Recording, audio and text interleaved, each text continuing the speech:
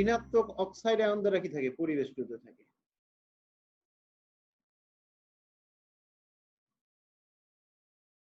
এটা del minus, আর এগুলো হচ্ছে কি ডেল প্লাস। তাহলে অক্সিজেন, হাইড্রোজেন, এটা ডেল মাইনাস, আর এগুলো কি ডেল প্লাস। তাহলে এভাবে পটাশিয়াম আয়ন কি থাকে, পানির অণু দ্বারা এভাবে পরিবেষ্টিত হয়ে যায়। এখানে খেয়াল করো,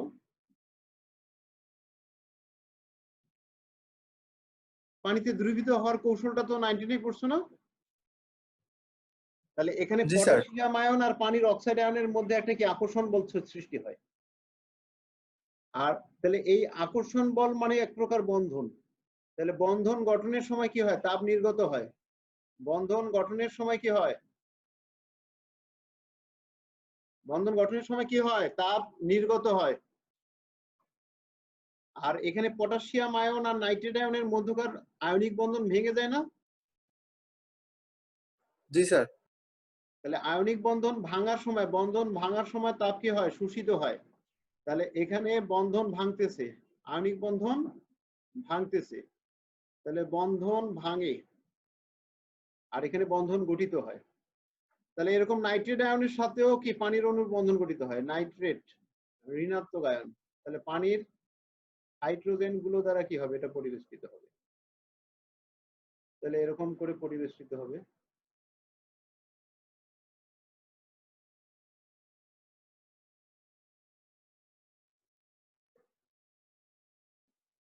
অল্প সংখ্যক পানির অণু দেখাচ্ছি। তাহলে এগুলা ডেল প্লাস। তাহলে অক্সিজেন, এখানে নাইট্রেট আয়নটা মনে করো কি ঋণাত্মক চার্জযুক্ত, এটার সাথে হাইড্রোজেনের কি একটা ইলেকট্রোস্ট্যাটিক আকর্ষণ বল থাকবে। এগুলা যেহেতু ধনাত্মক, এটাও ধনাত্মক, স্থির বৈদ্যুতিক আকর্ষণ বল। বিপরীত চার্জের বস্তুর মধ্যে স্থির বৈদ্যুতিক আকর্ষণ বল থাকবে। তাহলে এই বন্ধনগুলো গঠনের সময় কি হবে, তাপ নির্গত হয়।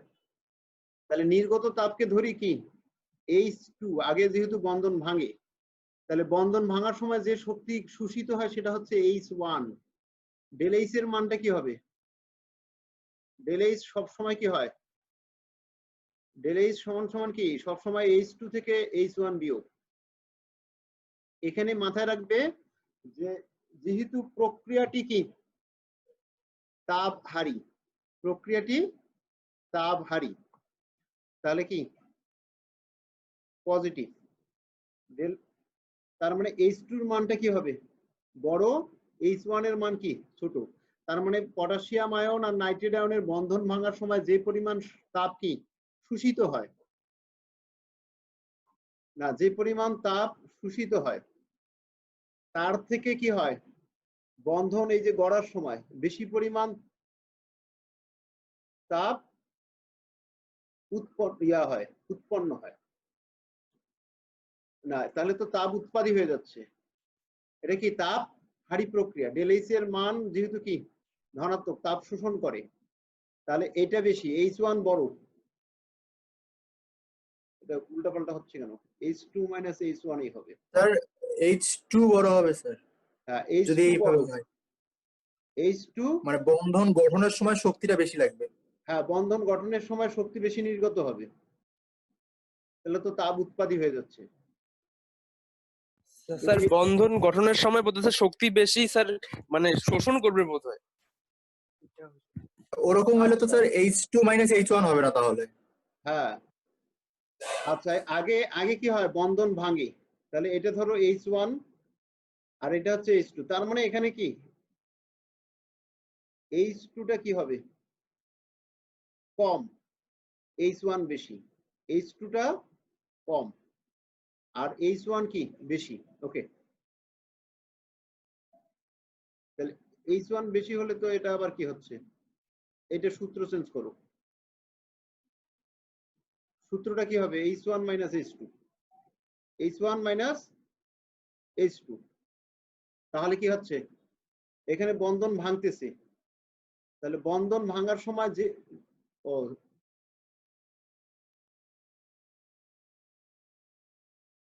E2 মাইনাস E1 ছিল না,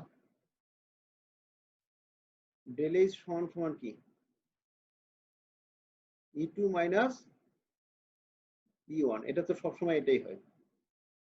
আচ্ছা, যদি এইখানে বন্ধন ভাঙার শক্তি হচ্ছে কি E2 E1, স্যার হ্যাঁ স্যার মানে এখানে তো দুই ভাবে আমরা হিসাব করতে পারবো, একটা হচ্ছে অভ্যন্তরীণ শক্তি আর একটা হচ্ছে বন্ধন শক্তি।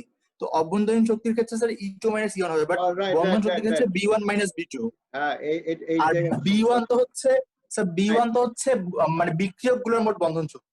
ওকে ওকে, হ্যাঁ এটা দিয়ে হিসাব করতে হবে। তার মানে এই H1 আর H2 না, এখানে ডেল এইচ হিসাব করব আমরা কি বন্ধন শক্তি দিয়ে হিসাব করতেছি। তাহলে ডেল এইচ সমান সমান হচ্ছে B1 মাইনাস B2 সব সময়। ওকে, তাহলে এখানে দেখো না B2 মাইনাস B1, বন্ধন শক্তিটা সব সময় কি B2 মাইনাস B1। এটা একটু ইরেজ করে দিই, এলোমেলো হয়ে যাচ্ছে।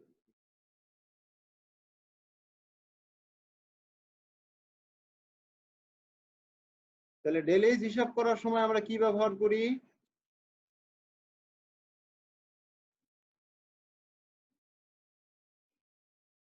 এটা হবে কি, এটাও কি B2 মাইনাস B1 এ না? B2 মাইনাস B1 এ B1 মাইনাস B2 স্যার, সূত্র B1 তো এটা minus sir, B2, B1 right, minus হ্যাঁ B2। হ্যাঁ ঠিক আছে, B1 মাইনাস B2। ওকে, খেয়াল করো তাহলে এখানে দেখো B1 টা হবে কি, এটা কম, এটা কম, আর এটা হচ্ছে কি বন্ধন গঠনের সময় যে শক্তি নির্গত হয় সেটা বেশি, বন্ধন শক্তি আর কি সেটা বেশি। তাহলে এটা যদি কি B2 টা যদি বেশি হয় তাহলে আবার তো কি এটা মানটা ঋণাত্মক আসতেছে। স্যার তাপহারী বিক্রিয়ার সময়, তাপহারী বিক্রিয়ার ক্ষেত্রে পটাশিয়াম নাইট্রেট যখন পানিতে দ্রবীভূত হয়ে ভাঙতিছে অর্থাৎ বিক্রিয়কের ক্ষেত্রে, তখন ওটার মানটা স্যার বেশি হবে মানে তাপহারী বিক্রিয়ার ক্ষেত্রে। আর যখন পানি দ্বারা এটা হচ্ছে আবৃত হচ্ছে তখন ওটার মান কম এবার হবে ঠিক আছে, তাপহারী। এবার ঠিক আছে,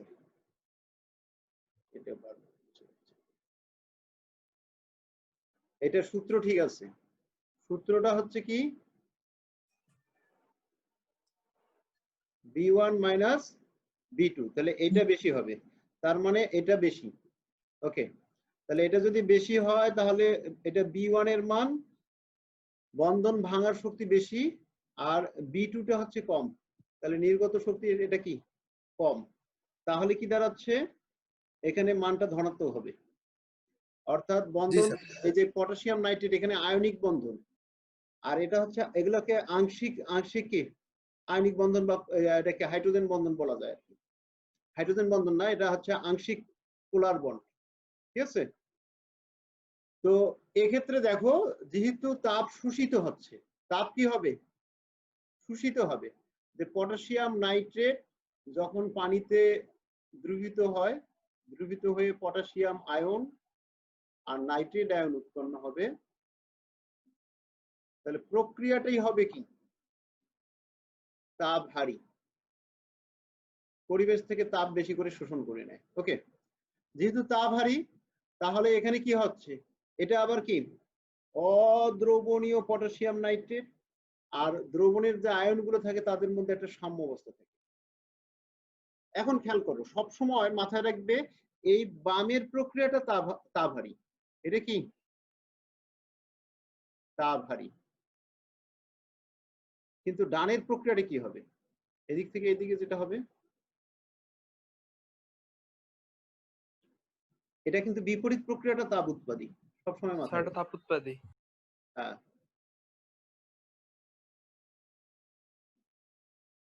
তাপ উৎপাদী। ওকে, তাহলে আমাদের শোনো, দ্রবীভূত হওয়ার প্রক্রিয়াটা তাপহারী আর পশ্চাৎমুখী প্রক্রিয়াটা কি তাপ উৎপাদী। এখন এই প্রক্রিয়াটা যেহেতু টোটালি কি সামগ্রিকভাবে দ্রবীভূত হওয়ার প্রক্রিয়াটি হচ্ছে তাপহারী, তাহলে এখন আমরা যদি তাপ বাড়াই, তাপ যদি বাড়াই তাহলে কি হবে, তাপহারী সাম্য প্রক্রিয়া বাম দিক থেকে ডান দিকে যাবে।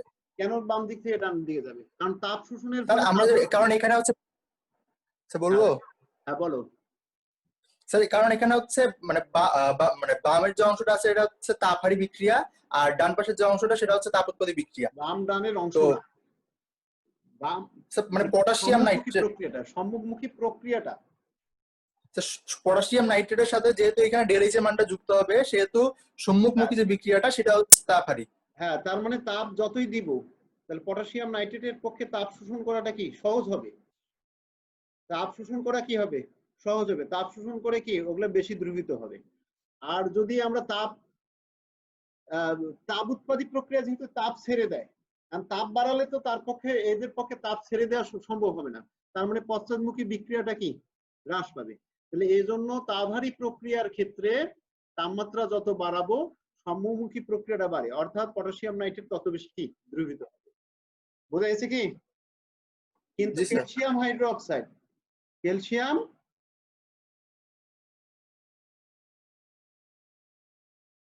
হাইড্রোক্সাইড এটা যখন পানিতে দ্রবীভূত হয়ে আয়নিত হয়, ক্যালসিয়াম 2+ আয়ন আর কি 2 হাইড্রোক্সাইড আয়নে রূপান্তরিত হবে, তখন কিন্তু কি হবে, এটা তাপ উৎপাদী প্রক্রিয়া। ডেলএইচ এর মানটা কি 63.75 63.75, ডেলএইচ এর মানটা ধনাত্মক মাইনাস। হ্যাঁ মাইনাস, তাপ উৎপাদী যেহেতু। ওকে, আচ্ছা এখন খেয়াল করো, যেহেতু এখানে সম্মুখমুখী প্রক্রিয়াটা কি তাপ উৎপাদী, তার মানে এখানে তাপ উৎপন্ন হচ্ছে, তাপ ছেড়ে দিবে এরা, তাহলে তাপ উৎপাদী প্রক্রিয়া তাপ কি ছেড়ে দেয়। আর পশ্চাৎমুখী প্রক্রিয়াটা হচ্ছে তাপহারী, এরা কি তাপ গ্রহণ করে। তাপহারী মানে কি তাপ গ্রহণ করে। এখন শোনো, সম্মুখী প্রক্রিয়া আমরা যদি তাপ বাড়ায় দেই তাহলে ক্যালসিয়াম হাইড্রোক্সাইডের পক্ষে কিন্তু তাপ ছেড়ে দেওয়া সহজ হবে না, ওকেও কি কিছু তাপ শোষণ করতে হবে। তাহলে এর যদি তাপ শোষণ করে কিছু, আবার এরাও কিছু তাপ শোষণ করবে, তাপ শোষণ করলে এর তো সম্মুখী প্রক্রিয়া সম্ভব না, এ নিজেই তাপ শোষণ করবে, তাপ ছেড়ে দিতে পারবে না। তাহলে তাপ ছেড়ে না দিলে তো এরা কি হবে না, আয়নিত হবে না। আর এরা যদি তাপ শোষণ করে, তাপ শোষণ করার পরে এরা পরস্পর যুক্ত হবে, তাপ শোষণ করবে বা গ্রহণ করার পর যুক্ত হয়ে কিসে পরিণত হবে, ক্যালসিয়াম হাইড্রোক্সাইডে পরিণত হবে।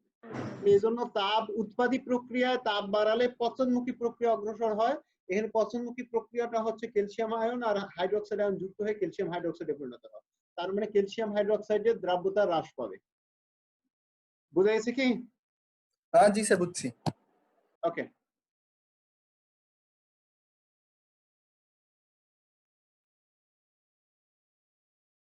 আচ্ছা নেক্সট আজকে আমরা শুরু করি হচ্ছে ম্যাথ গুলো।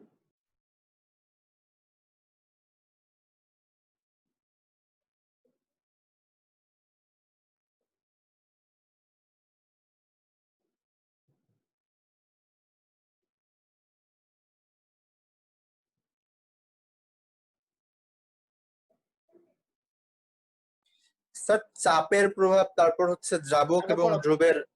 ওটা পড়াই দিচ্ছি আপনি, এই যে চাপের প্রভাবে আমরা চলে আসছি, এটা পড়াইনি। আচ্ছা সবাই একটু খেয়াল করো যে চাপের প্রভাব শুধু গ্যাসীয় পদার্থের ক্ষেত্রে প্রযোজ্য। যদি গ্যাস ও তরলের মধ্যে কোনো রাসায়নিক বিক্রিয়া সংঘটিত না হয়, শর্তটা কি, দ্রাবকটা মনে করো তরল আর দ্রবটা হচ্ছে গ্যাস। এখন এই দুটা যখন পরস্পর মিশ্রিত হয়ে দ্রবণ তৈরি করবে তখন কোনো রাসায়নিক বিক্রিয়া সংঘটিত হওয়া যাবে না। তাহলে যদি রাসায়নিক বিক্রিয়া সংঘটিত, যেমন সোডিয়াম সালফেট ডেকাহাইড্রেট। হ্যাঁ না ওটা তো না, পানিতে মনে স্যার করো ওখানে কার্বন ডাইঅক্সাইড গ্যাস চালনা করলাম, পানিতে কার্বন ডাইঅক্সাইড গ্যাস চালনা করলাম, বা পানিতে মনে করো কি ক্লোরিন গ্যাস চালনা করলাম, ক্লোরিন গ্যাস চালনা করলাম, তাহলে ক্লোরিন গ্যাসগুলো পানির মধ্যে দ্রবীভূত হবে। বা পানিতে অক্সিজেন দ্রবীভূত থাকে, অক্সিজেন গ্যাস যদি চালনা করি পানির ভিতরে কিছু অক্সিজেন দ্রবীভূত হবে। এখন এখানে বিষয় হচ্ছে যে তাপমাত্রাও স্থির থাকতে হবে। আরেকটা শর্ত কি, দ্রব গ্যাস দ্রাবক তরল এদের মধ্যে কোনো রাসায়নিক বিক্রিয়া সংঘটিত হবে না, এটা একটা শর্ত। আর তাপমাত্রা যদি স্থির থাকে তাহলে কোনো নির্দিষ্ট আয়নের তরল দ্রাবকে কোনো গ্যাসীয় দ্রব্যের দ্রাব্যতা গ্যাসের উপর প্রযুক্ত চাপের সমানুপাতিক। এখন এখানে দ্রাব্যতা যদি এস হয় আর চাপ যদি প্রযুক্ত চাপ পি হয়, এই পি এর মান যত বাড়বে ওই গ্যাসীয় দ্রবের দ্রাব্যতার মানও তত বাড়বে। এখানে সমানুপাতিক চিহ্ন উঠায় দিলে এস সমান সমান কি হবে, কেপি। এটাইকে বলা হচ্ছে হেনরির সূত্র, আর এটা হচ্ছে হেনরির সূত্রের গাণিতিক রূপ, আর কেটা স্যার হচ্ছে হেনরির ধ্রুবক। হ্যাঁ বলো। স্যার এটাই খালি গ্যাস আর তরলের ক্ষেত্রে প্রযোজ্য এই সূত্রটা? কার ক্ষেত্রে প্রযোজ্য? ও এখানে কঠিন পদার্থের উপর কি চাপের প্রভাব আছে? করছো না? কঠিন এবং তরল পদার্থের ক্ষেত্রে ওরা কতটুকু দ্রবীভূত হবে না হবে তার ক্ষেত্রে চাপের প্রভাব নাই, শুধু দ্রবটা যদি গ্যাস হয় তার ক্ষেত্রেই কি প্রযোজ্য। তাহলে এটাই হেনরি সূত্র, এই সূত্রটাই হেনরি সূত্র। স্থির তাপমাত্রায় কোনো নির্দিষ্ট আয়তনে তরল দ্রাবকে কোনো গ্যাসীয় দ্রব্যের দ্রাব্যতা গ্যাসের উপর প্রযুক্ত চাপের সমানুপাতিক। আর এই হেনরি সূত্রের গাণিতিক রূপ এটা, অর্থাৎ এস সমানুপাতিক পি, যেখানে টি স্থির, পি স্থির। তো এস সমান সমান কেপি, কেটা হচ্ছে হেনরির ধ্রুবক। এখন খেয়াল করো, আমরা নিচের দিকে যাই।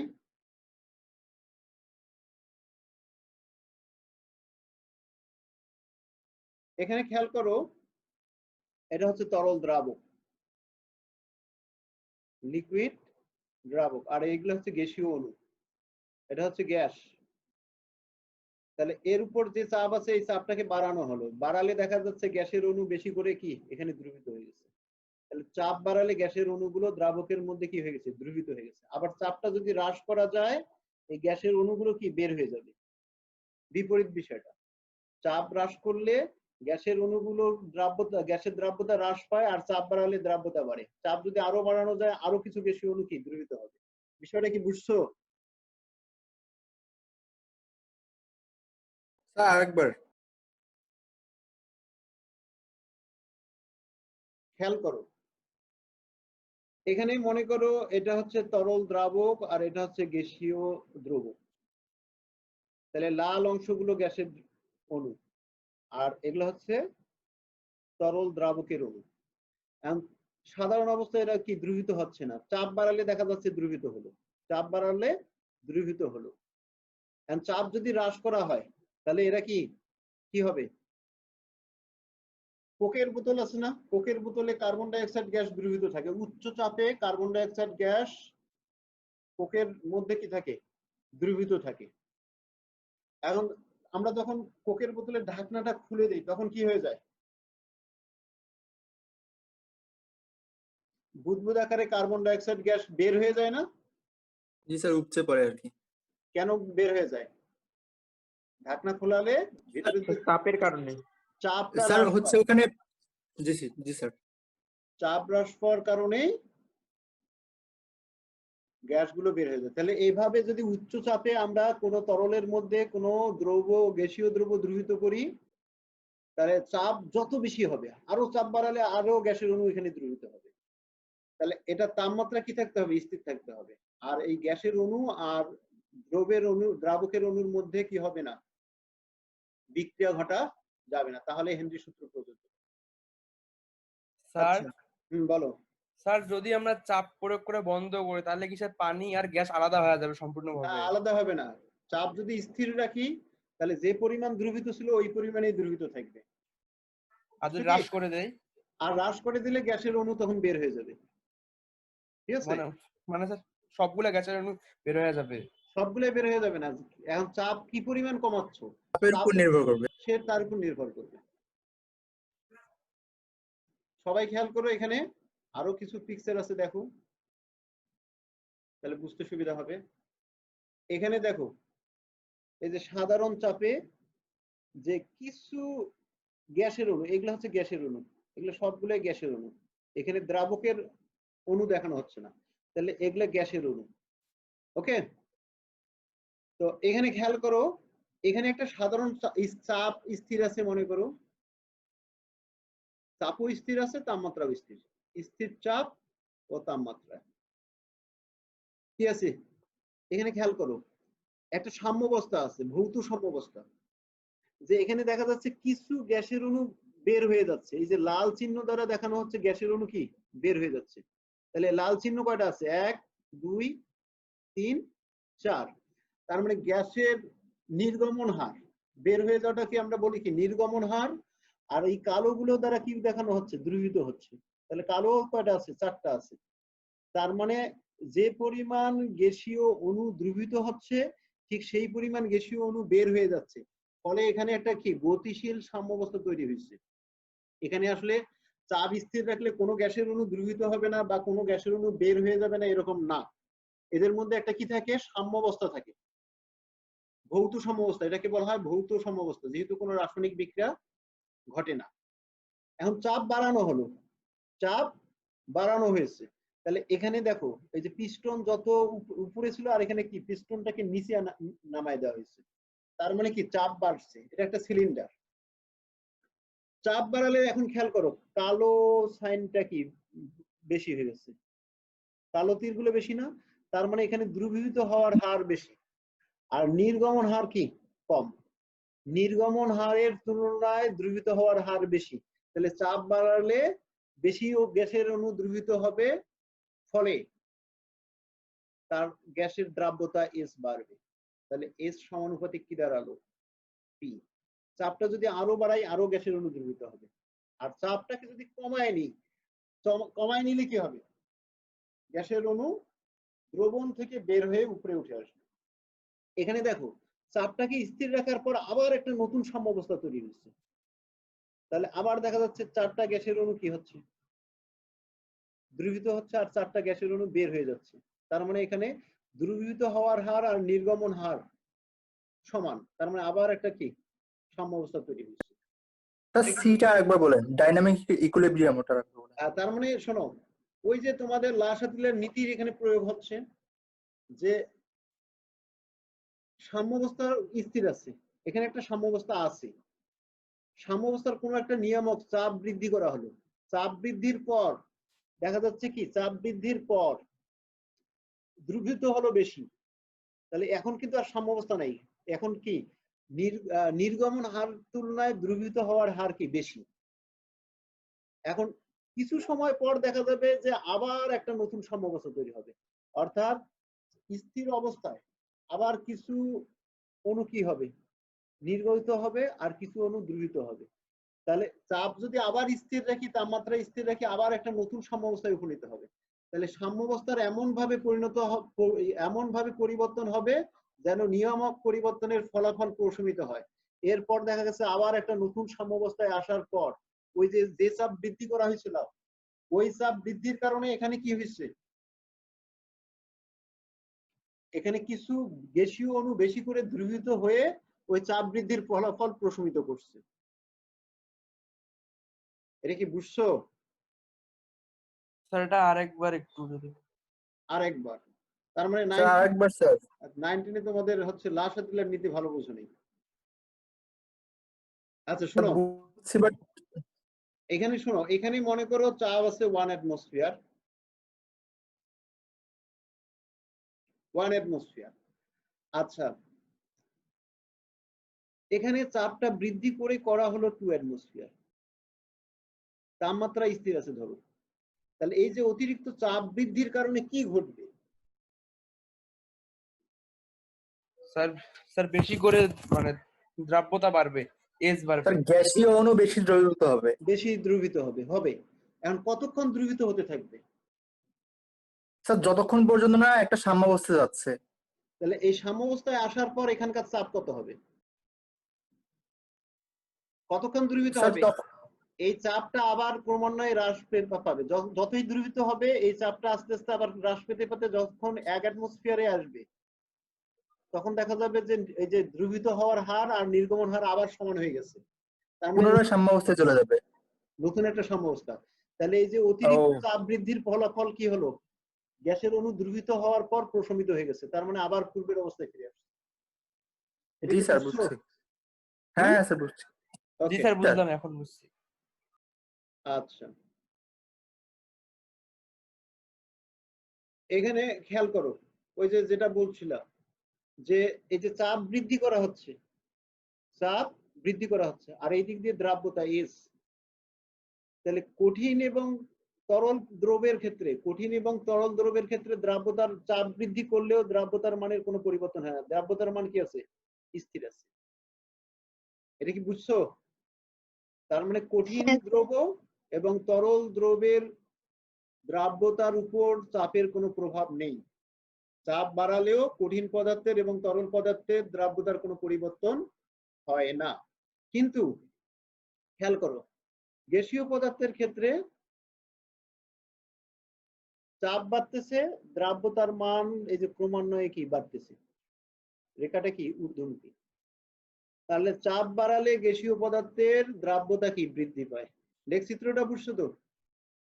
হ্যাঁ স্যার। ওকে, আচ্ছা নতুন আজকে একজন আসছে, কি নাম জানি, জান্নাতুল নাইম না কি নাম দেখলাম।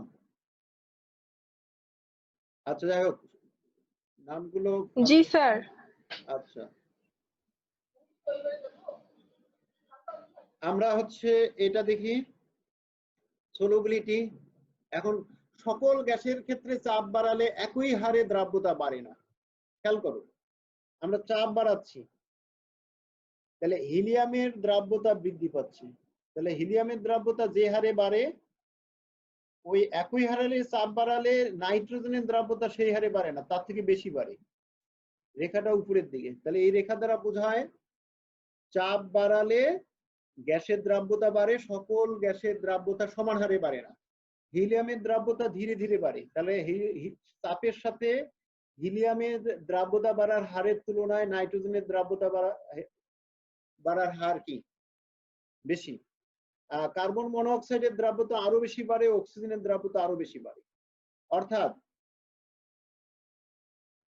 মনে করো জিরো প্রেসারে দ্রাব্যতা জিরো ধরলাম আমরা, সাধারণত জিরো প্রেসারে কখনো আমরা পাই না। আচ্ছা ধরো এই পর্যন্ত আমরা যাব না, এই একবারে জিরোতে এটা হিসাব করবো না, কারণ জিরো প্রেসার থাকে না। আচ্ছা মনে করো 2 অ্যাটমসফিয়ার চাপে হিলিয়াম গ্যাসের দ্রাব্যতা ধরো এখানে কি 0.5, আর 3 অ্যাটমসফিয়ার চাপে এটা হয়ে গেছে কি 1, 4 অ্যাটমসফিয়ার চাপে এটা কি 1.5,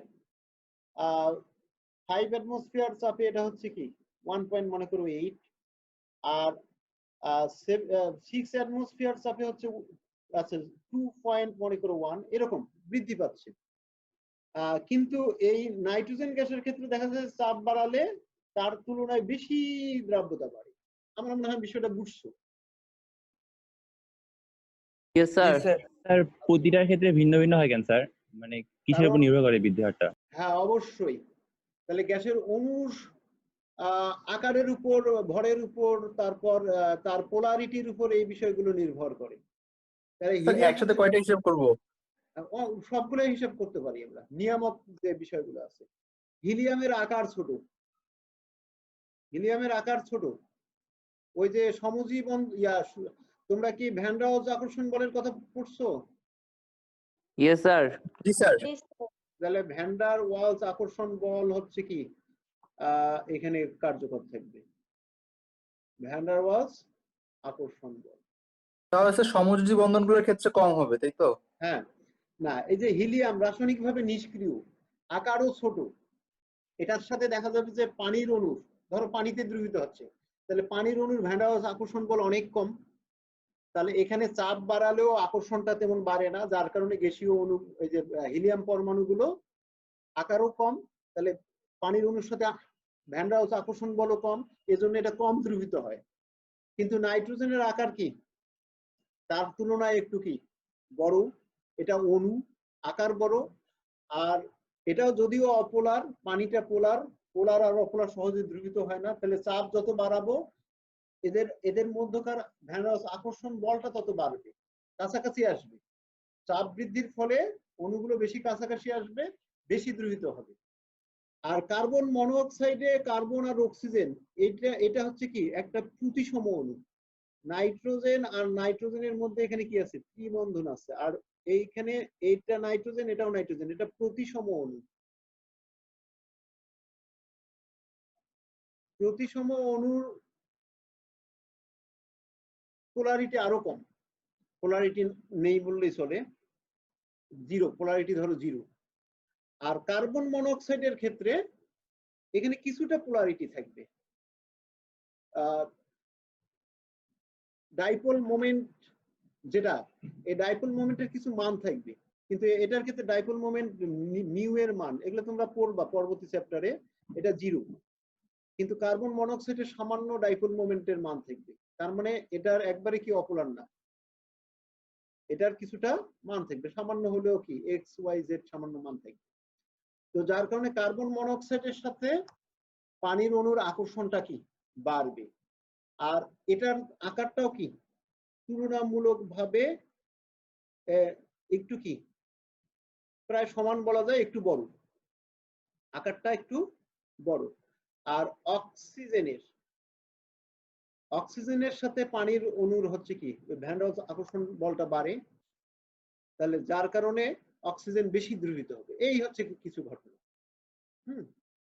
এখানে এই যে পরবর্তীতে বিষয়টা একটু এখানেই বুঝতে পারবা, ওই যে দ্রব এবং দ্রাবকের যে প্রকৃতি আছে। মনে করো 1 লিটার পানি নিছো, 1 লিটার পানির মধ্যে সম্পৃক্ত দ্রবণ তৈরি করতে যে পরিমাণ সোডিয়াম ক্লোরাইড লাগবে, যে পরিমাণ সোডিয়াম ক্লোরাইড এখানে দ্রবীভূত হবে, 1 লিটার পানির মধ্যে সেই পরিমাণ কি সিলভার ক্লোরাইড দ্রবীভূত হবে কি? হবে না, না কারণ স্যার, দ্রাব্যতা ভিন্ন তো। দ্রাব্যতা ভিন্ন। তাহলে এটার পোলারিটি আর এটার পোলারিটি সমান না, তাহলে সোডিয়াম ক্লোরাইড হচ্ছে কি অধিক পোলার, সিলভার ক্লোরাইড কিছুটা কি কম পোলার, এর আয়নিক স্যার বৈশিষ্ট্য স্যার আয়নিক যৌগের মধ্যে তো সিলভার ক্লোরাইড যৌগের মানে সিলভার ক্লোরাইড যেটা আছে এটা তো পোলারিটি 9 পোলারিটি নাই, পড়ছিলাম স্যার। পোলারিটি একবারে 9 নাই, তো এটা একবারে 100% নাই এরকম না, কিছু আছে। যেহেতু আয়নিক যৌগে কিছু না কিছু পোলারিটি থাকবেই, একবারে পোলারিটি নাই এটা বলা যাবে না। সকল আয়নিক যৌগই পোলার যৌগ, তবে এটার পোলারিটি কম আর এটার পোলারিটি কি অবশ্যই বেশি। সিলভার ক্লোরাইড আয়নিত হয়ে কি হয়, আয়নিত হলে সিলভার আয়ন আর ক্লোরাইড আয়নে পরিণত হবে। আয়নিক যৌগ না, এটা সিলভার আয়ন আর ক্লোরাইড আয়ন দ্বারা গঠিত, তাহলে এটাতে পোলারিটি একবারে জিরো না। কিন্তু সোডিয়াম ক্লোরাইডের পোলারিটি কি এখানে অনেক বেশি। কেন কম এটাতে আর এটা কেন বেশি, এটা আমরা তৃতীয় অধ্যায়ে ওই যে ফাজানের নীতি দ্বারা এগুলো পরে ব্যাখ্যা করব। তো পোলার যৌগ আর অপোলার যৌগ, যেমন হচ্ছে পানি পোলার, এখন পানি যেহেতু পোলার, তাহলে পানি যদি দ্রাবক হিসেবে ব্যবহার করি, তার মধ্যে যে যৌগটা দ্রবীভূত হবে তার পোলারিটি যত বেশি হবে, তাহলে ওই দ্রবের দ্রাব্যতাও তত বেশি হবে। কথাটা কি বুঝছো? আর দ্রব্যটা যত অপোলার হবে পানিতে তার দ্রাব্যতা তত কি কম হবে। যেমন এখানে যদি কি ধরো 290 গ্রাম সোডিয়াম ক্লোরাইড দ্রবীভূত হয়ে সম্পৃক্ত দ্রবণ তৈরি হয়, সিলভার ক্লোরাইডের ক্ষেত্রে দেখা যাবে 2 গ্রাম দ্রবীভূত হয়ে সম্পৃক্ত দ্রবণ তৈরি, তার মানে কম দ্রবীভূত হয়ে সম্পৃক্ত দ্রবণ তৈরি হবে, আর পোলারিটি যত বেশি হবে তাহলে বেশি দ্রবীভূত হয়ে সম্পৃক্ত দ্রবণ, তার মানে এর দ্রাব্যতা হবে কত 290 গ্রাম পার লিটার, আর এর দ্রাব্যতা হবে 2 গ্রাম পার লিটার, তার মানে দ্রাব্যতার মান অনেক কম। তাহলে যার পোলারিটি যত কম পোলার দ্রাবকে তার দ্রাব্যতাও তত কম। কিন্তু বিপরীত বিষয়, অপোলার দ্রাবক যদি নেই, আমরা মনে করো পেট্রোল নিয়েছি, পেট্রোলের মধ্যে ন্যাপথলিন যেভাবে দ্রবীভূত হবে সোডিয়াম ক্লোরাইড লবণ সেভাবে দ্রবীভূত হবে না, তার মানে পেট্রোলের মধ্যে ন্যাপথলিনের দ্রাব্যতা বেশি হবে, কারণ এটাও পেট্রোলটাও অপোলার, ন্যাপথলিনও অপোলার। তাহলে পোলারের মধ্যে পোলারের দ্রাব্যতা বেশি, অপোলারের মধ্যে অপোলারের দ্রাব্যতা বেশি। বিষয়টা কি বুঝছো? জি স্যার। হ্যাঁ স্যার। তো আমাদের এই মিটিং এখানেই শেষ, আমরা পরবর্তী মিটিং এ যাব।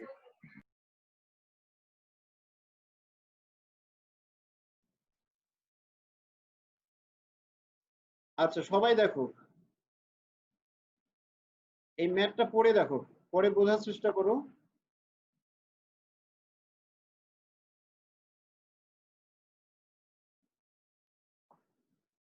সবাই একটু পড়ো।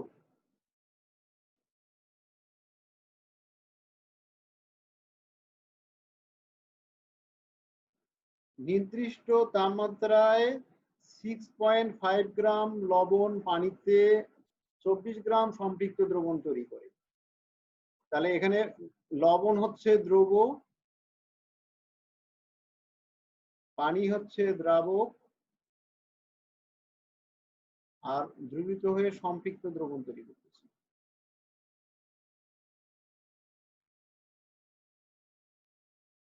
সম্পৃক্ত দ্রবণের ভর 24 গ্রাম, তার মানে এম হচ্ছে কত? 24 গ্রাম। আর লবণ হচ্ছে কি? দ্রব, দ্রবের ভর স্মল এম সমান সমান হচ্ছে কত? 6.5 গ্রাম। তাহলে কি কি দেয়া আছে এখানে বুঝছো তো? তাহলে আমাদের যদি এই দুটা জানা থাকে আমরা কি দ্রাব্যতা বের করতে পারি। আমাদের দ্রাব্যতা এস সমান সমান আমরা জানি কি 100 এম। এই যে দ্রাবকের মধ্যে দ্রবের ভর, সম্পৃক্ত দ্রবণের ভর এভাবে থাকলে সূত্রটা হয় 100 এম ডিভাইডেড বাই কি capital M minus small M. মনে আছে সূত্র? জি স্যার। Yes, sir. তাহলে সূত্র মুখস্থ করে ফেলতে হবে। তাহলে এস ইকুয়াল কি হবে? বের করো, সবাই বের করো, ক্যালকুলেটর সবাই সাথে রাখবা। আমি যে কোনো একজনকে জিজ্ঞেস করলে তারপর মান স্যার বলবো। স্যার 137.14। দাঁড়াও, যে কোনো একজনকে জিজ্ঞেস করে নেই, কারণ সবাই অ্যাক্টিভ আছো কিনা এটা খেয়াল করবো। ক্যালকুলেটর সবাই রাখো। আচ্ছা রাখু, বলো মানটা কত আসবে? স্যার 137.14। 13 জি স্যার। 7 জি 7.14। স্যার 14। তাহলে এটাই হচ্ছে দ্রাব্যতার মান। যেহেতু এটা হচ্ছে ভর আর নিচেরটাও কি ভর, তাহলে ভরের একক ক্যান্সেল হয়ে যায়। তারপরে আমরা এটাকে বলি এভাবে, এত গ্রাম পার 100 গ্রাম কি পানি, ওয়াটার, এভাবে একক লিখতে পারি যে প্রতি 100 গ্রাম পানিতে 137.14 গ্রাম লবণ দ্রবীভূত হয়ে সম্পৃক্ত দ্রবণ তৈরি হবে। এটা কি বুঝছো? জি স্যার। এখন বলছে 18 গ্রাম লবণ ওই তাপমাত্রায় কত গ্রাম পানির সাথে সম্পৃক্ত দ্রবণ তৈরি করবে। এখন তাপমাত্রা যদি স্থির থাকে, কোন যৌগের দ্রাব্যতার কোনো পরিবর্তন হয় না। তাপমাত্রা স্থির থাকলে যৌগের দ্রাব্যতার মানের কোনো পরিবর্তন হয় না। তাহলে এখানে পরের অংশের জন্য দ্রাব্যতার মান কত? দ্রাব্যতা এটাই।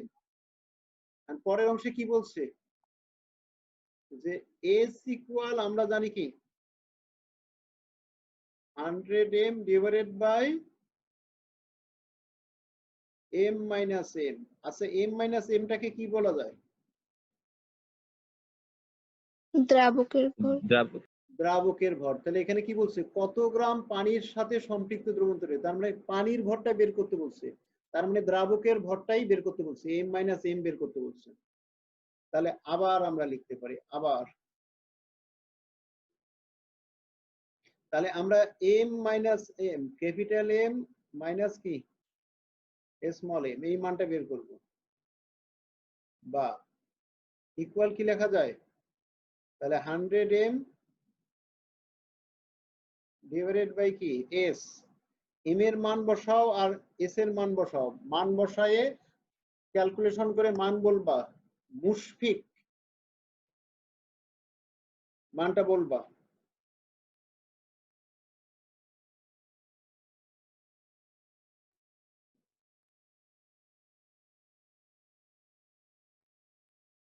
মুশফিক নামে কে আছো? মুশফিকেই আছো? Hello sir. স্যার ওটা মাসুম স্যার। হ্যালো। হ্যাঁ হ্যালো স্যার। হ্যাঁ বলো। হ্যালো। হ্যাঁ বলো মুশফিক, শোনা যাচ্ছে এখানে 100। হ্যাঁ বলো। স্যার স্যার স্যার একটা কথা বলার ছিল। হ্যাঁ বলো। স্যার ওখানে যে মানে এস এর মানটা বের করা হয়েছে না, ওটা হুম। প্রবাবলি ভুল আসছে, দেখেন তো একটু। স্যার 37.14 আসে। 100 কেন? 37.14। আচ্ছা ওকে, জি স্যার। তাহলে ওই মানটা এখানে বসায় দাও। স্যার ওটা বসাইলে 48.46 আসে। আচ্ছা তাহলে 37.14 এই যে বসাই দিছো, ক্যালকুলেশন করলে মান কত হবে সেটা তো এখানে দেয়াই আছে, 48.46 গ্রাম। তাহলে 48.46 গ্রাম পানি এর সাথে যদি আমরা কি করি 18 গ্রাম লবণ যোগ করি, 18 গ্রাম লবণ যোগ করি, তাহলে ওই পানিটা কি হয়ে যাবে, পানির সাথে এই লবণ দ্রবীভূত হয়ে সম্পৃক্ত দ্রবণ তৈরি হবে। বুঝছো কি? সবাই কি বুঝছো? হ্যাঁ স্যার। ওকে জি স্যার। আচ্ছা, পরের ম্যাথটাতে আমরা চলে যাই। এই ম্যাথটাকে আমরা এমসিকিউ ঐকিক নিয়মে করতে পারতাম। শোনো, জি স্যার, ঐকিক নিয়মে তো একদম। হ্যাঁ না, করা যাবে দুইটাই, সূত্রের সাহায্যেও করা যাবে, ঐকিক নিয়মে করা যাবে। যে এখানে 24 গ্রাম হচ্ছে সম্পৃক্ত দ্রবণ। আচ্ছা, নেটওয়ার্কের সমস্যা কার হচ্ছে?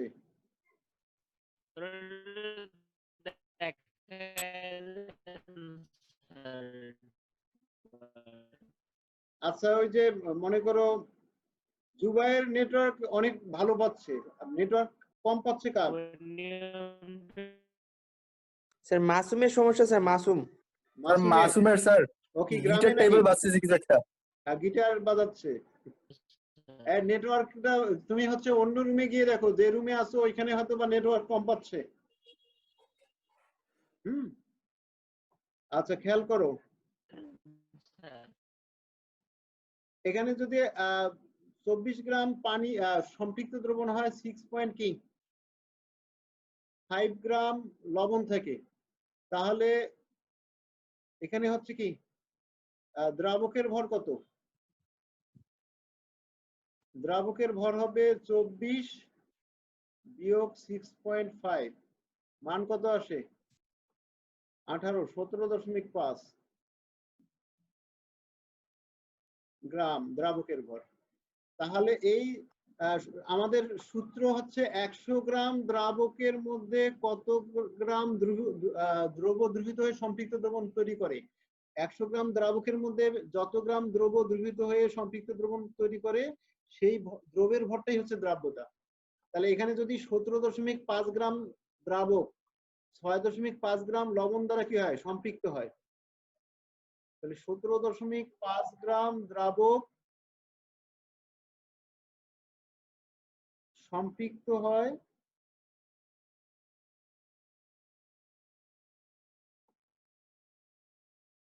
6.5 গ্রাম লবণ দ্বারা, 6.5 গ্রাম লবণ দ্বারা।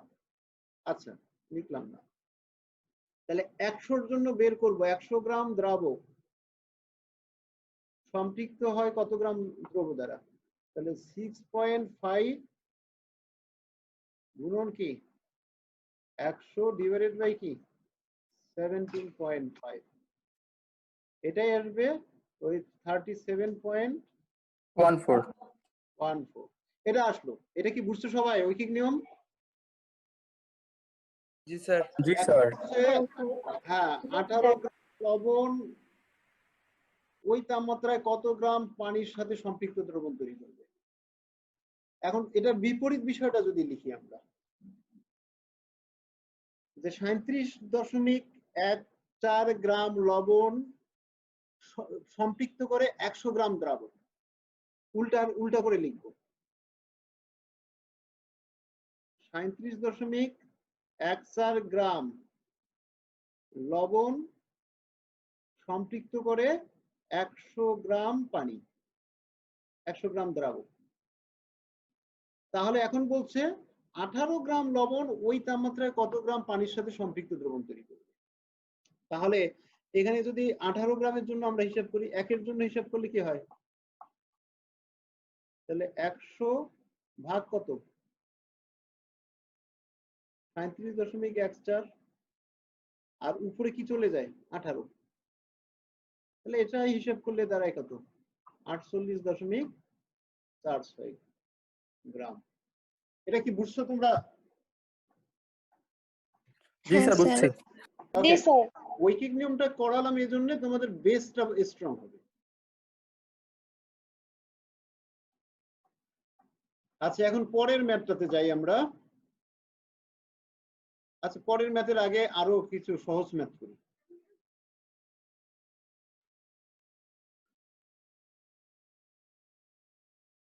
আচ্ছা, এই যে সহজ ম্যাথ আরো একটা 7.5, যে কোনো নির্দিষ্ট তাপমাত্রায় 50 গ্রাম সম্পৃক্ত জলীয় দ্রবণে 21 গ্রাম লবণ দ্রবীভূত আছে, তাহলে ওই তাপমাত্রায় লবণের দ্রাব্যতা কত? এটা তোমরা নিজেরাই বের করে খুব দ্রুত বলবা। 7.5।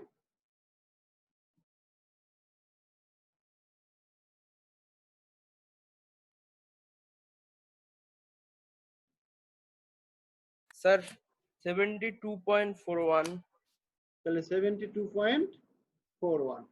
তাহলে এখানে দ্রাব্যতা বের করতে বলছে এস ইকুয়াল ঐকিক নিয়মের থেকে আমরা সূত্র ইউজ করলে যে যদি বর্ণনাগুলো না লিখি সূত্র ইউজ করে সহজে পাওয়া যায়। তাহলে এখানে কি হচ্ছে কি 100 ইন্টু কি 21, তাহলে এম এর মান হচ্ছে 21 আর ডিভাইডেড বাই হচ্ছে কি এম মাইনাস এন, তাহলে এমটা হচ্ছে কি ক্যাপিটাল এম হচ্ছে 50 মাইনাস কি 21, আর এটাই ক্যালকুলেশন করলে কি পাওয়া যায় 72.41 বা সামথিং, এটাই অ্যান্সার। বুঝা গেছে তো? কারো সমস্যা? না স্যার। না স্যার। ওকে, আমরা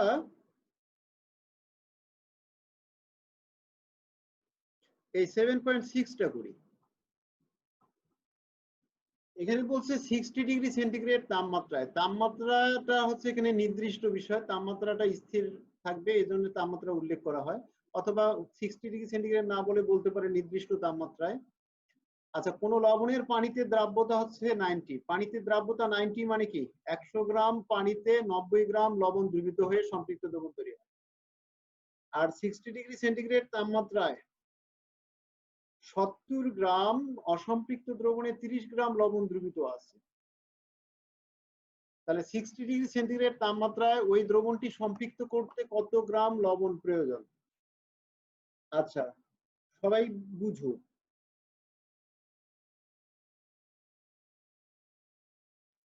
এখানে 70 গ্রাম কি আছে? অসম্পৃক্ত দ্রবণ আছে। 70 গ্রাম অসম্পৃক্ত দ্রবণ, ভাষাগুলো ভালোভাবে খেয়াল করে পড়ো। অসম্পৃক্ত দ্রবণ আছে। ওকে, আর এই অসম্পৃক্ত দ্রবণের মধ্যে দ্রবীভূত আছে কত? 30 গ্রাম। আচ্ছা, 30 গ্রাম দ্রবীভূত আছে।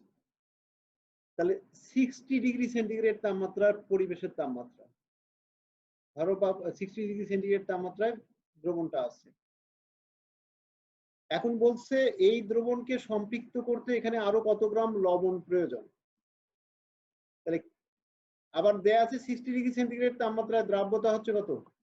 90। তাহলে এখানে এস দেয়া আছে 90, তাহলে এটা কমন। 90 মানে কি 100 গ্রাম পানিতে 90 গ্রাম লবণ দ্রবীভূত হয়ে সম্পৃক্ত গ্রাম তৈরি করে। 100 গ্রাম পানি আর 90 গ্রাম লবণ দ্রবীভূত হলে কি হয়? সম্পৃক্ত দ্রবণ তৈরি হয়। তাহলে দ্রাব্যতা এস দ্বারা এটা বোঝায়। এখন বলছে যে 70 গ্রাম অসম্পৃক্ত দ্রবণে 30 গ্রাম লবণ আছে, তার মানে এখানে কত গ্রাম পানি আছে সেটা বের করা যাবে না। এখন পানি কত গ্রাম আছে? 40 গ্রাম। তাহলে ওই 40 গ্রাম পানিকে সম্পৃক্ত করতে কত গ্রাম লবণ প্রয়োজন সেটা বের করি। তাহলে 40 গ্রাম 100 গ্রাম পানিকে সম্পৃক্ত করতে 90 গ্রাম লবণ দরকার। তাহলে 40 গ্রাম পানি সম্পৃক্ত করতে কি হবে? 90 গুণন 40 ভাগ কত? 100, ক্যালকুলেশন করো। 36 গ্রাম। 36। তার মানে 36 গ্রাম লবণ যদি দ্রবীভূত হয় সম্পৃক্ত দ্রবণ হবে। 40 গ্রাম এই পানি আছে, এখানে এখানে পানি আছে কত? 40 গ্রাম পানি আছে। তাহলে 40 গ্রাম পানিতে 30 গ্রাম লবণ দ্রবীভূত হয়ে কি হয়েছে, সম্পৃক্ত দ্রবণ তৈরি হয়েছে, অসম্পৃক্ত দ্রবণ 70 গ্রাম অসম্পৃক্ত দ্রবণ। তাহলে এর মধ্যে আর কত গ্রাম দ্রবীভূত করলে সম্পৃক্ত দ্রবণ তৈরি হইতো? যেহেতু 40 গ্রাম পানিকে সম্পৃক্ত করতে 36 গ্রাম লবণ প্রয়োজন, তাহলে আরো কত গ্রাম লবণ যোগ করবো এখানে? 6 অতএব লবণ প্রয়োজন, লবণ প্রয়োজন। তাহলে 36 মাইনাস কি 30 সমান কি 6 গ্রাম। তাহলে ঐকিক নিয়মে এটা কিন্তু সহজ। ঐকিক নিয়ম না করে যদি আমরা কি করতাম,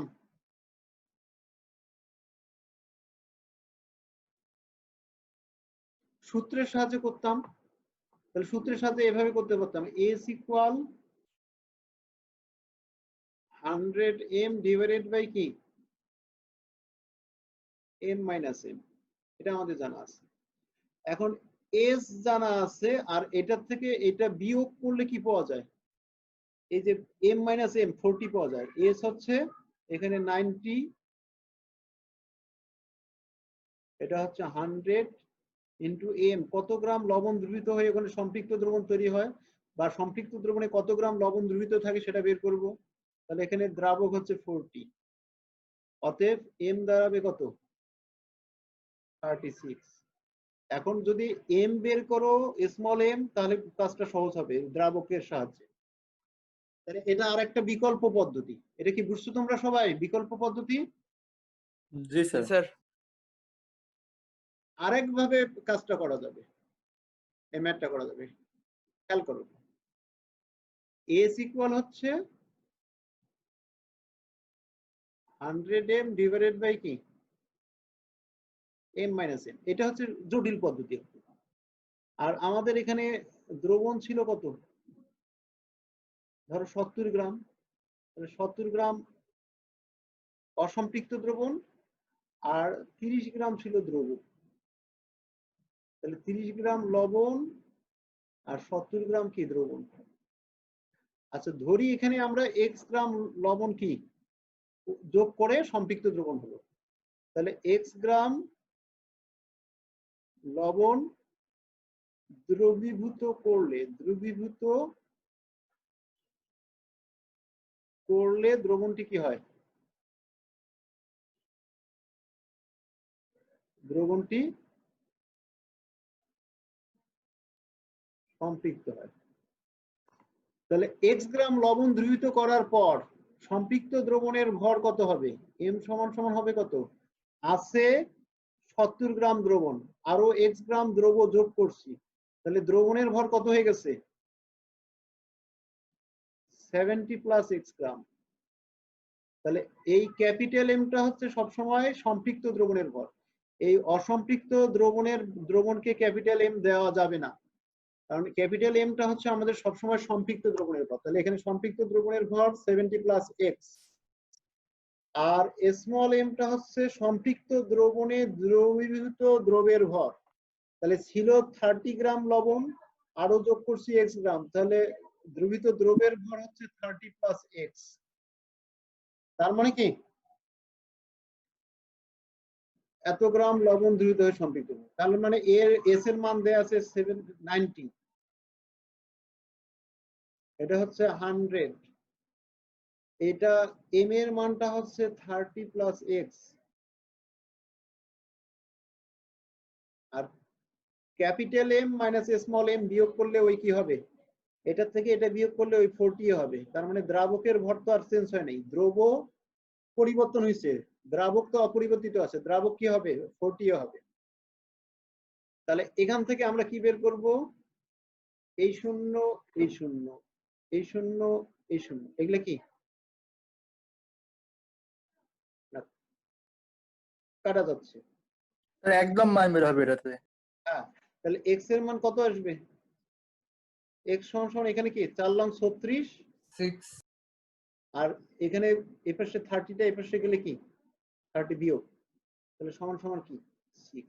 তাহলে 6 গ্রাম লবণ দ্রবীভূত করলে সম্পৃক্ত দ্রবণ তৈরি হবে। বোঝা গেছে কি? সবাই কি বুঝছো? কারো স্যার। সমস্যা আছে? বলো। স্যার স্যার হ্যাঁ, ওই যে স্যার ওই জায়গায় উপরে m সমান সমান 70 প্লাস x গ্রাম আর এই নিচে x, এটা আরেকবার। ওইটা কেন? হ্যাঁ আচ্ছা ওকে, মনে করো এখানে দ্রবণটা ছিল কত গ্রাম? দ্রবণ ছিল 70 গ্রাম, 70 আর আমরা যোগ করছি আবার লবণ কত? x গ্রাম। তাহলে এবার 30 সম্পৃক্ত দ্রবণের জি ভর জি কত x হলো? গ্রাম। x গ্রাম লবণ ও যোগ জি করছি স্যার আরো, বুঝছি, তাহলে স্যার 70 বুঝছি প্লাস বুঝছি x হয়ে গেছে। আর লবণ আগে স্যার ছিল বুঝছি 30। বুঝছি। ওকে, বলতেছেন যখন শেষ করে নেন, মানে একটা কথা শুরু করলে আবার মাঝখানে থামায় দেয়। হ্যাঁ হ্যাঁ আচ্ছা শোনো, এখানে তাহলে x গ্রাম যোগ করলে দ্রবণের ভর হবে 70 প্লাস x গ্রাম, আর যেহেতু লবণ ছিল 30 গ্রাম, x গ্রাম লবণ যোগ করলাম, তাহলে লবণের ভর হবে 30 প্লাস x গ্রাম। তাহলে এটা হচ্ছে দ্রবের ভর, আর এটা হচ্ছে সম্পৃক্ত দ্রবণের ভর। বোঝা গেছে আমার জি মনে স্যার হয়? বুঝছি। জি স্যার। ওকে, আর একটা ম্যাথ তোমাদেরকে করাবো, সেটা হচ্ছে এই 7.2। সবাই একটু ম্যাথটা ভালো করে পড়ো, 2-3 বার পড়ো।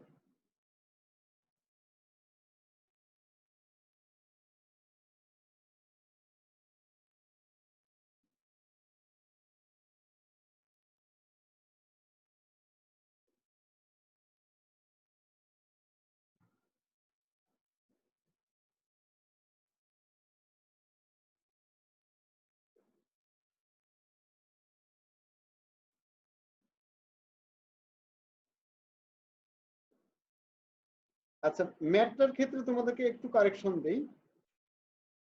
কারেকশনটা এরকম করে নিই আমরা, যে এখানকার একটা 5 বাদ দেই, আর এখানকার একটা কি 6 বাদ। তখন কিন্তু এই হিসাবটা আর থাকবে না, এটা আমরা পরে পরিবর্তন করব। তার মানে উত্তরটা আর এটা হবে না। ম্যাথটা পড়ো আর একটু। স্যার বাস্তবে ওটা সম্ভব ছিল না। হুম,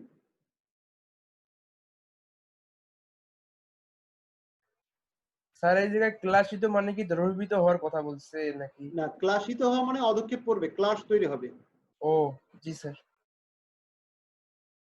দেখো একটা 60 ডিগ্রি সেন্টিগ্রেড তাপমাত্রার দ্রবণ আছে, বুঝো। আচ্ছা, এই দ্রবণটা 60 ডিগ্রি সেন্টিগ্রেড তাপমাত্রা, আর দ্রবণটাকে ঠান্ডা করব কত ডিগ্রি সেন্টিগ্রেড তাপমাত্রায় ঠান্ডা করব আমরা? একই দ্রবণ ঠান্ডা করব 15 ডিগ্রি সেন্টিগ্রেড তাপমাত্রায়।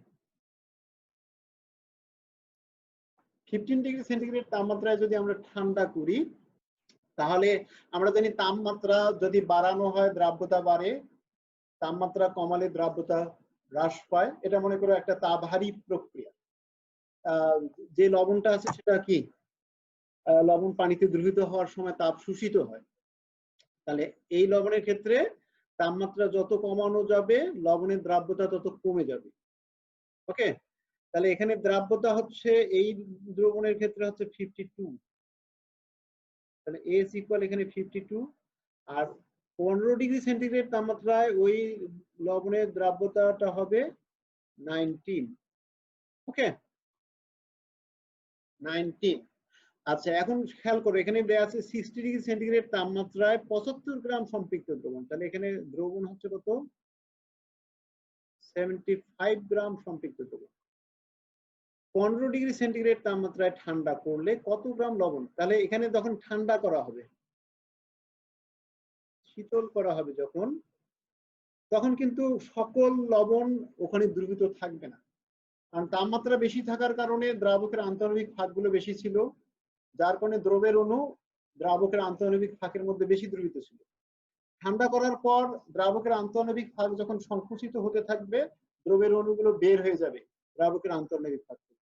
তাহলে কিছু এখানে কি লবণ ক্লাস আকারে নিচে জমা হবে, কিছু লবণ ক্লাসিত হবে, লবণের ক্লাস তৈরি হবে, আর কিছু লবণ দ্রবীভূত থাকবে। এখন প্রশ্ন হচ্ছে এখানে কত গ্রাম লবণ ক্লাসিত হবে, এই ক্লাসিত লবণের ভর কত, এটা বের করতে হবে। তো তার আগে আমরা কি করব, যদি এটা এভাবে করতে পারি যে এখানে কত গ্রাম লবণ দ্রবীভূত আছে আর এখানে কত গ্রাম লবণ দ্রবীভূত আছে, তাহলে দ্রবীভূত লবণের ভরটা বের করব। দ্রবীভূত লবণের ভর, এটা ধরি S1, তাহলে এটা হচ্ছে S1, এটা হচ্ছে M1, এটা হচ্ছে এটা S2, আর এটা হচ্ছে M2। আচ্ছা, এখানে একটা বিষয়, এখানে সম্পৃক্ত দ্রবণের ভর হচ্ছে M1 আর এখানে সম্পৃক্ত দ্রবণের ভর হচ্ছে M2। এখানে একটা বিষয় তোমাদেরকে শিখায় দেই, দ্রবণ যদিও ঠান্ডা করা হচ্ছে, তাহলে দ্রবীভূত দ্রবের ভর পরিবর্তিত হলে সম্পৃক্ত দ্রবণের ভরটা পরিবর্তিত হবে, কিন্তু উভয় দ্রবণে দ্রাবকের পরিমাণ কত, M1 মাইনাস M1, এখানে দ্রাবকের ভর, আর এখানে দ্রাবকের ভর হবে কি M2 মাইনাস M2, এই দুটা সমান হবে। এই দুটা কি হবে, তার মানে 60 ডিগ্রি সেন্টিগ্রেড তাপমাত্রার দ্রবণে যত গ্রাম দ্রাবক ছিল, 15 ডিগ্রি সেন্টিগ্রেড তাপমাত্রার দ্রবণে ওই একই পরিমাণ দ্রাবক আছে, দ্রাবকের কোনো পরিবর্তন হবে না। এই বিষয়টা মাথায় রাখবে। এই দ্রাব্যতার ম্যাথ করার সময় মাথায় রাখবে, দ্রবণ ঠান্ডা করি বা গরম করি, দ্রাবকের ভরের মানের কোনো পরিবর্তন হবে না। বুঝা গেছে কি? জি স্যার। ওকে, এই পর্যন্ত যদি বুঝে থাকো, এখন আমরা ম্যাথটা করতে পারি যে 60 ডিগ্রি সেন্টিগ্রেড তাপমাত্রার ক্ষেত্রে, তাপমাত্রায় এর ক্ষেত্রে আমরা M1টা বের করি। তাহলে এখানে S1 ইকুয়াল কি 100 M1 divided by capital M2 minus capital M1 minus small m1। আমরা বের করব এখানে M1 এর মান, ঐকিক নিয়মে করা যাবে, সূত্রের সাহায্যেও করা যাবে। তাহলে এটার যদি বর্গগ্রহণ করি S1 M1 মাইনাস কি হবে S1 স্মল m1 ইকুয়াল কি 100 M1 স্মল m1। M1 এর মান যেহেতু বের করব, M1 গুলোকে একপাশে নিয়ে যাই, তাহলে S1 M1 ইকুয়াল কি দাঁড়ায় S1 M1 প্লাস কি স্মল m1 100 M1। আচ্ছা, সবাই দেখো, এখানে যদি আমরা স্মল m1 কমন নিই, স্মল m1 কমন নিলে কি থাকে S1 প্লাস 100 এটা থাকবে। আর এই পাশের বিষয়গুলো এখানে লিখলাম আর এটাকে ওপাশে নিয়ে যাচ্ছি, সমান সমান কি S1 M1। এটা কি সবাই বুঝছো? জি স্যার। তাহলে আমাদের স্মল m1 সমান সমান কি দাঁড়াচ্ছে, স্মল m1 সমান সমান দাঁড়াবে S1 capital M1 divided by কি 100 প্লাস S1। এটা কি বুঝছো তোমরা?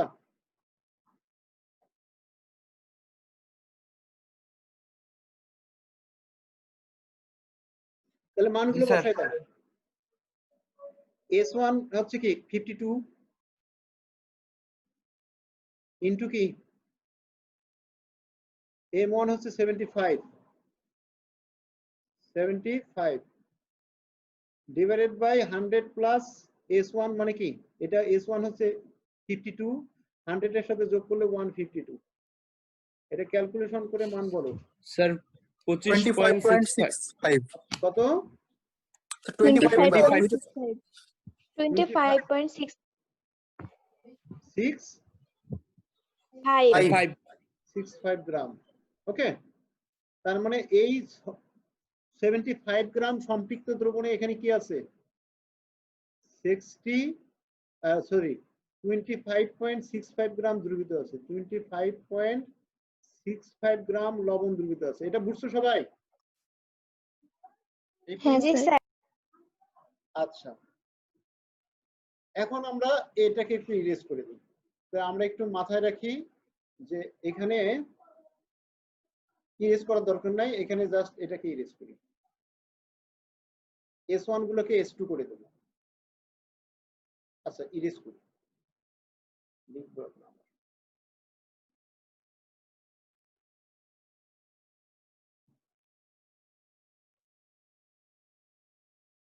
ওকে, তো আমরা কিছু বিষয় মাথায় রাখি।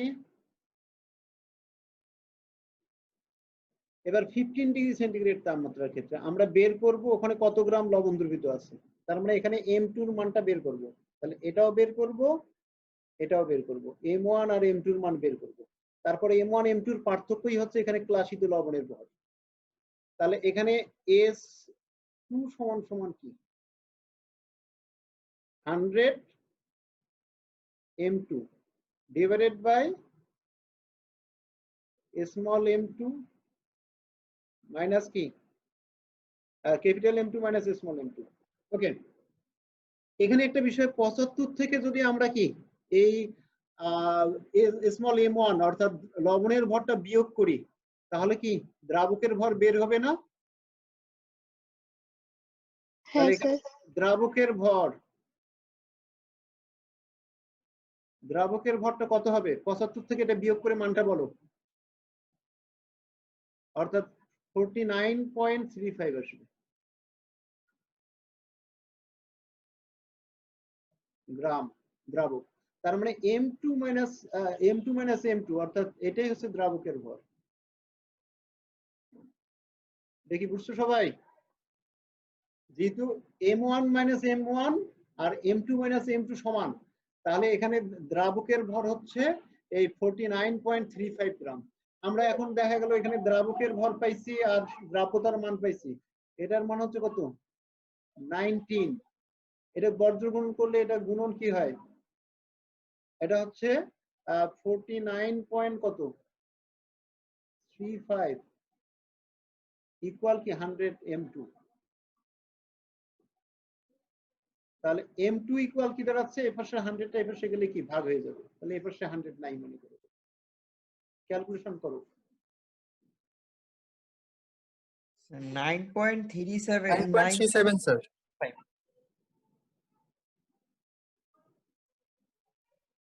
তাহলে M2 এর মান পাওয়া গেল 9.37। তার মানে এখানে দ্রবীভূত লবণের ভর হচ্ছে কত? 9.37 গ্রাম। এটা বুঝছো সবাই? তাহলে আগে এখানে লবণ দ্রবীভূত ছিল 25.65 গ্রাম, ঠান্ডা করার পর লবণ দ্রবীভূত আছে 9.37 গ্রাম। তাহলে বাকি লবণ কি হবে? ইয়া হবে, অদক্ষিপ্ত হবে, অদক্ষিপ্ত হবে। প্রকাশিত হবে। তাহলে ক্লাসিত লবণের ভর, তাহলে অতএব ক্লাসিত লবণের ভর হবে M1 মাইনাস 16.28 এটার মান কত আসে? 16.28 25 মাইনাস কি 9.37 16.28 গ্রাম। এটা কি সবাই বুঝছো?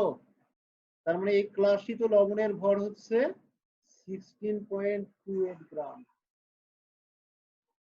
এটা কি বোঝা গেছে সবার? কারো সমস্যা? জি স্যার। তাহলে স্টেপ গুলো মাথায় রাখো। প্রথমে আমরা এই দ্রবণের M1 টা বের করব, আর M1 বের করে M1 থেকে M1 এই যে ক্যাপিটাল M1 থেকে M1 বিয়োগ করে আমরা দ্রাবকের ভরটা পাবো। এখানে দ্রাবকের ভর ওইটা ব্যবহার করে এখানকার M2 এর মানটা স্মল M2 এর মান বের করব। এই স্মল M2 এর মানটা ক্যাপিটাল M1 থেকে কি বিয়োগ করলেই আমরা ক্লাসিত লবণের ভর পাবো। বোঝা গেছে সবাই? স্টেপ গুলো ধারাবাহিকভাবে খেয়াল করো, কিসের পর কি করব। আচ্ছা, অনুরূপ একটা ম্যাথ হচ্ছে তোমাদের এখানে দেয়া আছে।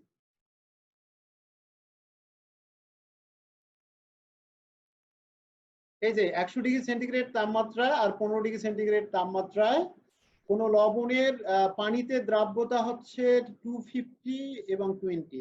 100 ডিগ্রি সেন্টিগ্রেড তাপমাত্রায় 300 গ্রাম সম্পৃক্ত দ্রবণকে 15 ডিগ্রি সেন্টিগ্রেড তাপমাত্রায় ঠান্ডা করলে কত গ্রাম লবণ ক্লাসিত হবে? তাহলে এটা তোমাদেরকে করতে হবে, পারবা না? এখানে দ্রাব্যতার স্যার। মান 250 থাক, সমস্যা নাই, এগুলো ম্যাথ এরকম হতে পারে। বিভিন্ন লবণের ক্ষেত্রে দেখা গেছে যে এর মান অনেক বেশি হয়। তাহলে ট্রাই করবো, না মিললে আপনাকে বলবো। হ্যাঁ, আচ্ছা। আর এটা আমাদের কত আসলো এর আগের ম্যাথটা? তাহলে 16.28 আসলো, 16.28। ওকে, তো আজকে এ পর্যন্তই। আর একটা ছোট্ট বিষয় থাকলো, তোমরা এখানকার ওই যে ম্যাথটা করবা, এই যে 7.4 যেটা আছে এটা করবা, 7.6 যেটা আছে এটা তো করাই দেয়া হলো, 7.7টাও করাই দেবো নেক্সট দিন। তাহলে তোমরা বই থেকে, গুহ বা হাজারি স্যারের বই বা মাহবুব হাসান লিঙ্কন স্যারের বই, যে কোনো বই থেকে আরো দ্রাব্যতা রিলেটেড এই ম্যাথ গুলো একটু দেখবা, পারবা না সবাই? হ্যাঁ পারবো স্যার। স্যার। তবে স্যার ইনশাআল্লাহ। 7 পয়েন্ট কত, এই যে 4, এই ম্যাথটা করে অবশ্যই মেসেঞ্জারে আমাকে মেসেজ করবা, এটা তোমাদের হোমওয়ার্ক। আচ্ছা স্যার, ঠিক আছে। ঠিক স্যার আছে স্যার।